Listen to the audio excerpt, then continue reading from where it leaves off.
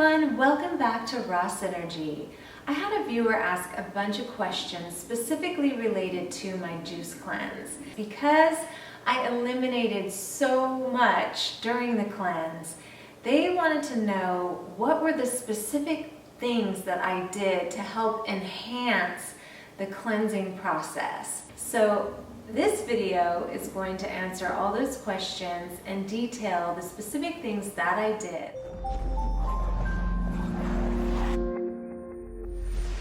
The first thing that they really wanted to know was what were the specific juices that I drank that I felt really enhanced the cleansing process.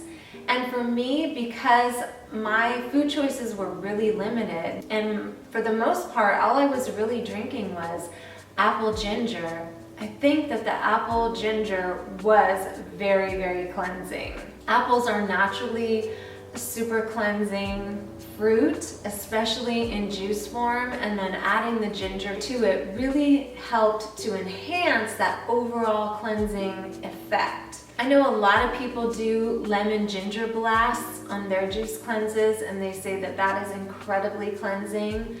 I've never tried a lemon ginger blast. For me, just doing the apple ginger was incredibly effective.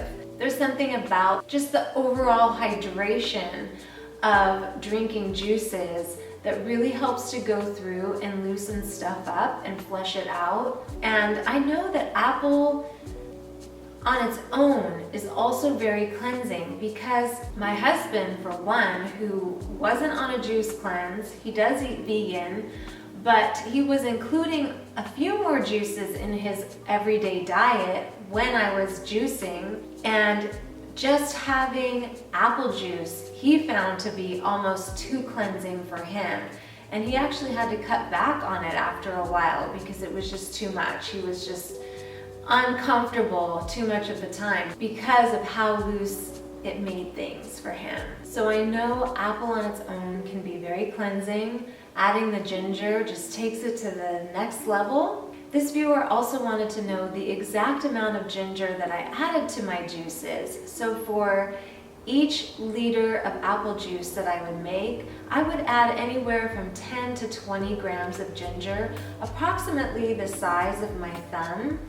It would all just depend on my taste and how zingy I wanted it, because ginger has that spiciness to it. So I would put the ginger in first and then push the apples in through after that to make sure that I maximize the amount of ginger that I was putting in.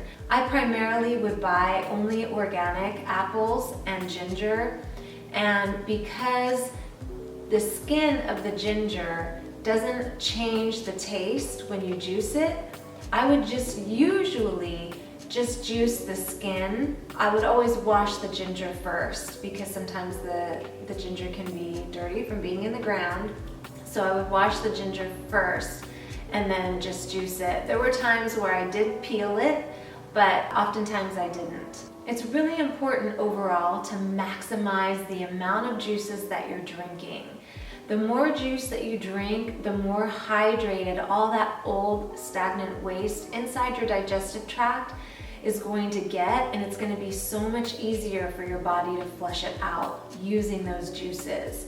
I would say at the very, very least 4 liters a day, but if you really want to maximize cleansing process, do more, 6 or 7 liters if you can handle it. You definitely don't want to force too much in, but you do want to maximize as much as possible to get those cleansing effects if that's what you're going for. And most people are going for those cleansing effects.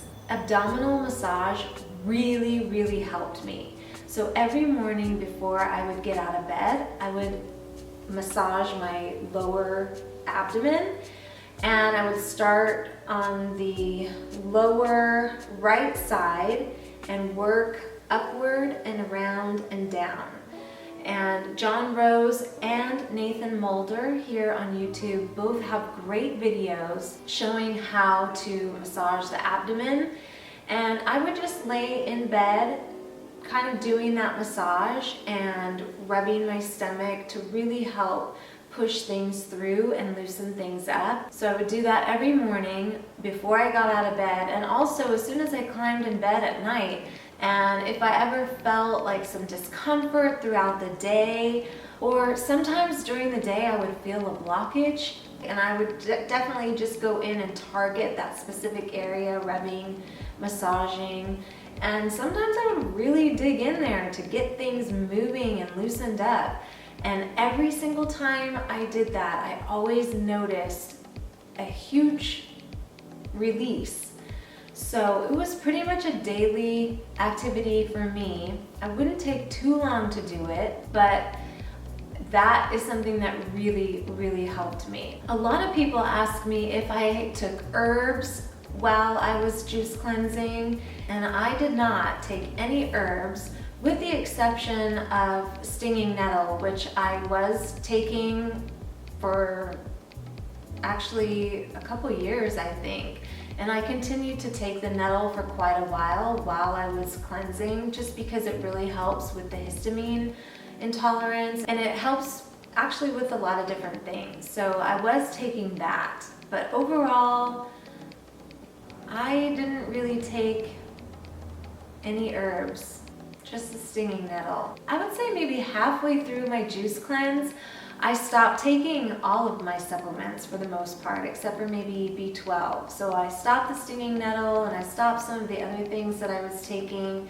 I actually kind of wish that I hadn't done that, and if I had known that my body got to the point where it could tolerate the Daily Green Boost, the barley grass juice powder, I probably would have added that in, because it's so nutritionally dense, and it is a juice that has been turned into a powder, so I would have added that actually. So if I ever do another juice cleanse, I would add the Daily Green Boost. But otherwise, about halfway through, I think, I stopped taking most of the supplements that I was taking.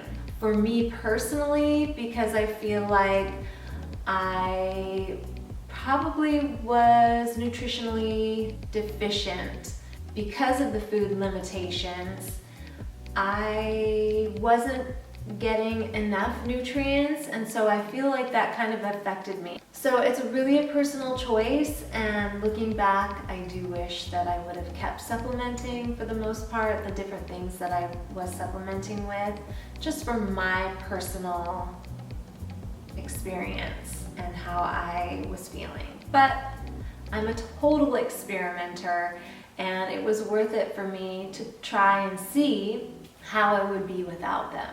People often ask me if I took clay or psyllium and if I did enemas. I tried about 30 to 40 days into my juice cleanse doing the psyllium and the clay, a little bit kind of like off and on for about, I want to say maybe for 30 days. For the most part, what I found for me, for my body, is that whenever I would take it, my body would pretty much quickly just push it right out. I didn't feel like it had any specific cleansing effects, like a lot of people take it specifically to get rid of mucoid plaque. And for me, I didn't feel like it could stay in me long enough to really facilitate that whole process of like absorbing a lot of stuff and then dragging it out. For me, it just kind of went in and out really, really fast, and it actually felt a little too cleansing for me, and all I did was 1 teaspoon of the clay and 1 teaspoon of the psyllium. But I know for a lot of people it is beneficial, and you just have to be really careful to make sure that your bowels are moving so that when you take it, it's not blocking you up, because for some people it can have that reaction. For me, it had the opposite effect.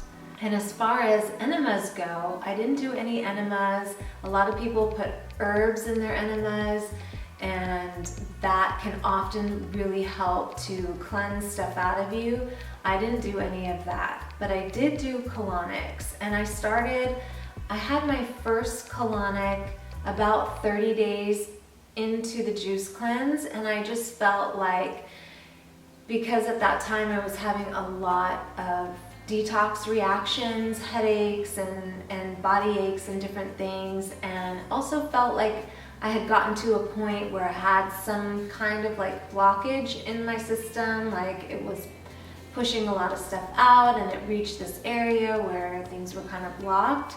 So about 30 days in, I scheduled my first colonic, and that was a very, very cleansing.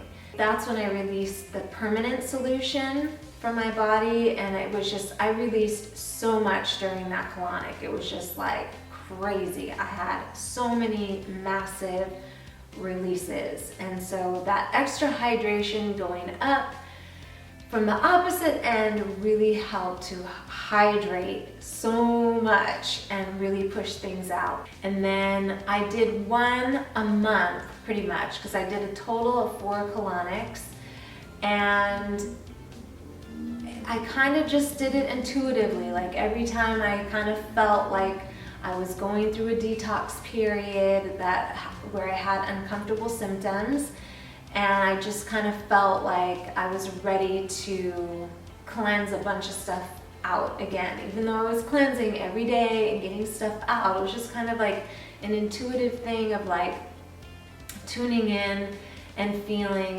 when I felt ready to do it again. And it ended up being approximately once a month throughout the 4.5 month process. Some people do it more, some people do it less, some people don't have any colonics at all, some people don't do any colonics or any enemas, they just let the juices do their thing. For me, I felt that colonics were super helpful and super cleansing. It really is just a matter of tuning into what feels right for you. From time to time, I would feel inspired to do some skin brushing, and I would do that. I didn't do it throughout the whole process, but I did it through maybe the middle portion, I would say, of my juice cleanse. And in addition, I also utilized some Epsom salts and clay baths. So after skin brushing, then I would get in the bath.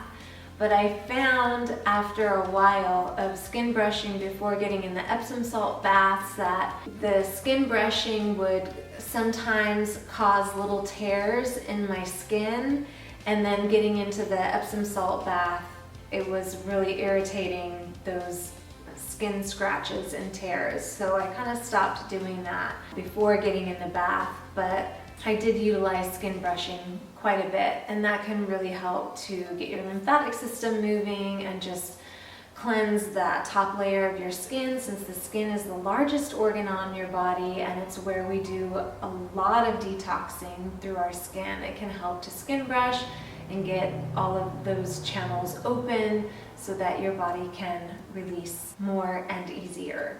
I don't remember exactly when. It was somewhere in the middle of my juice cleanse. I broke out with an eye sty, a really big one. It came on suddenly and got really swollen pretty fast. And for me, because eye styes sometimes can last for a really long time, I didn't want to do that. I know that it was probably just part of the cleansing process, but I really wanted to kind of knock it out as fast as I could. So it's not recommended to do this, so I am not recommending this. But I did do a 33-hour dry fast where I didn't have any water or any food or anything, no juices, during that period of time to help this eye sty go away really quickly. And it totally worked. I think because I was so hydrated from the juice cleanse, it made it really, really easy to do the dry fast for that long without any discomfort. It wasn't until the 33-hour mark that I started to feel some slight discomfort, and that's when I went back to juicing.